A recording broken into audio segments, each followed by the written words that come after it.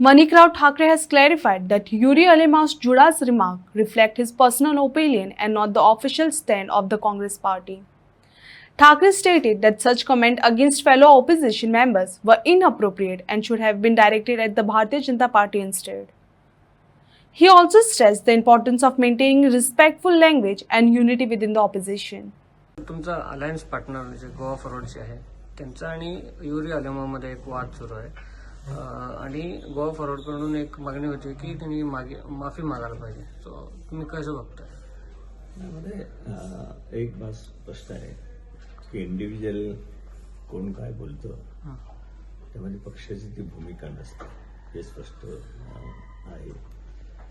आणि युरीने जे काही बोललं असेल तर मला तर वाटतं की जे बीजेपीला विरोध करणारे पक्ष आहेत त्यांच्यामध्ये मतभेद असून आहे. त्यांनी बोलायचं तर बीजेपीवर बोलले पाहिजे. आपसामध्ये बोलून शेवटी एक जे आघाडी आपण करतो किंवा एक सर्वांनी एकत्र येऊन बीजेपीला हरवण्याच्या संदर्भामध्ये काही आपण बोलतो त्याला कुठेतरी खीळ बसतं. म्हणून सगळ्यांनी समंजस्याची भूमिका घेणं गरजेचं असते. ऑपोजिशनमध्ये एका विचाराची जी लोक आहेत त्यांनी जोपर्यंत माफी मागत नाही आम्ही फोंड्यात येऊन प्रचार करणार नाही असं ते बोलतात. आणि असं इंडिव्हिज्युअल कोणाचं एखाद्याचं उदाहरण घेऊन तशा प्रकारचं त्याच्यावर प्रतिक्रिया देणार मला तरी वाटते की ती संयुक्तिक नाही आहे. या संदर्भामध्ये काय मी युरीशी बोलेल की अशा प्रकारचं वक्तव्य त्यांच्यातून किंवा इतर कोणीही आमदारांनी किंवा काँग्रेसच्या नेत्यांनी करू नये.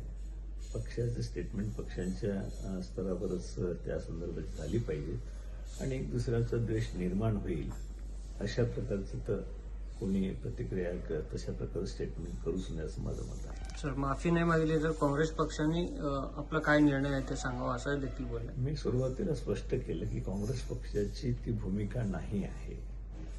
त्या ठिकाणी युरीने म्हटलं असेल शेवटी CLP लिडर्स आहे आणि त्यांना मी त्यांच्याशी बोलेल किंवा अशा प्रकारे आपल्यामध्ये जे काही अलायन्स पार्टनर त्या ठिकाणी गोवा फॉरवर्ड पार्टी मागच्या वेळेला होती पण त्यांच्या संदर्भात सन्मानाचीच भाषा असली पाहिजे.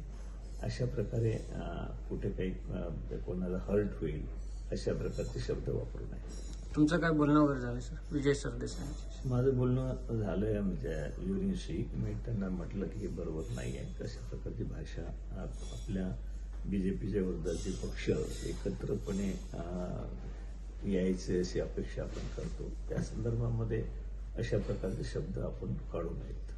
विजय सरदेसाई यांच्याशी काय झाले सर संपर्क?